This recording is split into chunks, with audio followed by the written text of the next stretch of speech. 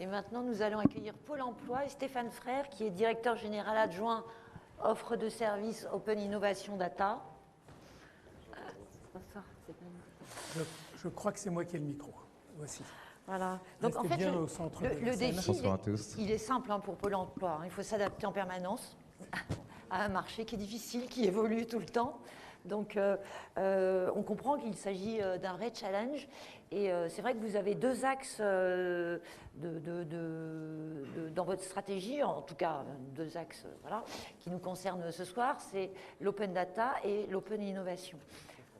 Donc vous allez nous expliquer ça et puis vous allez nous dire en quoi ça a permis à Pôle emploi de se moderniser, de devenir vraiment compétente là-dedans et d'offrir une multitude de services utiles, c'est ça qui compte aussi, aux actifs d'ailleurs, qu'ils soient en recherche d'emploi ou actifs. Voilà. Merci beaucoup, je suis très heureux d'être parmi vous ce soir. Donc oui, comme vous l'avez dit, Pôle emploi a misé beaucoup sur l'open innovation il y a quelques années déjà. On a commencé par travailler avec les internes. Tous nos agents, on a 50 000 agents et l'idée c'était de les mobiliser et de les mettre en position de création de nouveaux services, création de nouvelles offres de services, donc jouer sur l'intelligence collective. Le Lab est un outil à Pôle emploi où on réunit évidemment nos usagers, moi j'ose dire nos clients. On réunit des conseillers, on réunit des directeurs d'agence, on réunit évidemment des directeurs des fonctions support. Et lorsque tout ce petit monde se retrouve au lab de Pôle emploi, et il y a la première étape, c'est on oublie sa ligne hiérarchique, on vient avec ses idées et on est là pour travailler avec les autres, faire émerger de nouvelles idées, nouveaux services. Donc ça, c'est un outil qui a été mis en œuvre en interne et on en a d'autres. On a mis en place des réseaux d'ambassadeurs du digital. Aujourd'hui, on a 2200 ambassadeurs du digital dans nos 900 agences. On a développé des réseaux sociaux internes à Pôle emploi qui permettent aux conseillers d'échanger entre eux, évidemment sur des problématiques de demandeurs d'emploi, mais pas que. Ils peuvent parler de pêche à la mouche s'ils le souhaitent. On a mis en place depuis 3 ans maintenant des challenges d'intrapreneurs qui permettent à tous les agents de répondre à des challenges et de proposer un nouveau service. Et dans cette démarche-là, en fait, on leur propose de monter leur start-up en interne Pôle emploi. Et à ce jour, on a 8 start-up internes qui sont incubées et on a 10 services qui ont été créés par des conseillers, par des responsables d'équipe et qui, comme par hasard, sont les services les plus plébiscités par les demandeurs d'emploi. Donc ça, c'était notre démarche sur les dernières années. On travaillait beaucoup avec l'interne et on a lancé, il y a donc lundi et mardi, une nouvelle plateforme qu'on appelle pôle emploi.io pour innovation ouverte.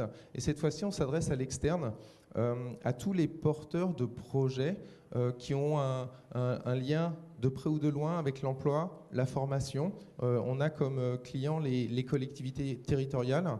Et dans cette nouvelle plateforme, pôle emploi.io, on a évidemment de l'open data. Aujourd'hui, les données de Pôle emploi, on les partage en API, évidemment, Open API. On a 3 millions d'appels chaque mois à toutes ces données. Et on a un incubateur de start-up. Et le chiffre clé, le principal bénéfice que je voulais partager avec vous ce soir sur cette ouverture de données, c'est qu'aujourd'hui, on peut dire qu'on a, à fin février, donc ça évolue très vite, on avait 147 services digitaux qui exploitent les données de Pôle emploi et qui fonctionnent avec nos données. Et donc c'est bien ce qu'on recherche, la création plus rapide, plus agile, grâce à de nombreux partenariats externes. Évidemment, tout ça c'est gratuit en tant que service public et au bénéfice des candidats, des actifs, mais aussi des entreprises.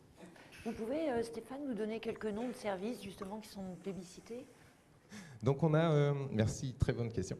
En fait, on a un service qui a été créé par un conseiller qui s'appelle Éric Barthélémy, c'est le service La Bonne Boîte. En fait, à Pôle emploi, on trouve l'offre d'emploi que l'on souhaite, et souvent ça ne suffit pas. Et donc la démarche d'Éric, qui était conseiller, c'était de dire il n'y a pas besoin d'attendre qu'une offre d'emploi soit déposée par un recruteur pour qu'un candidat ait l'intention d'envoyer son CV. Et donc il s'est attaqué à ce qu'on appelle le marché caché de l'emploi. Et évidemment, Pôle emploi possède des données sur les recrutements. On a une mission sur des statistiques autour du marché de l'emploi. Et donc il nous a fait un petit algorithme autour de l'IA. Évidemment, on a un data lake, des équipes de data scientists.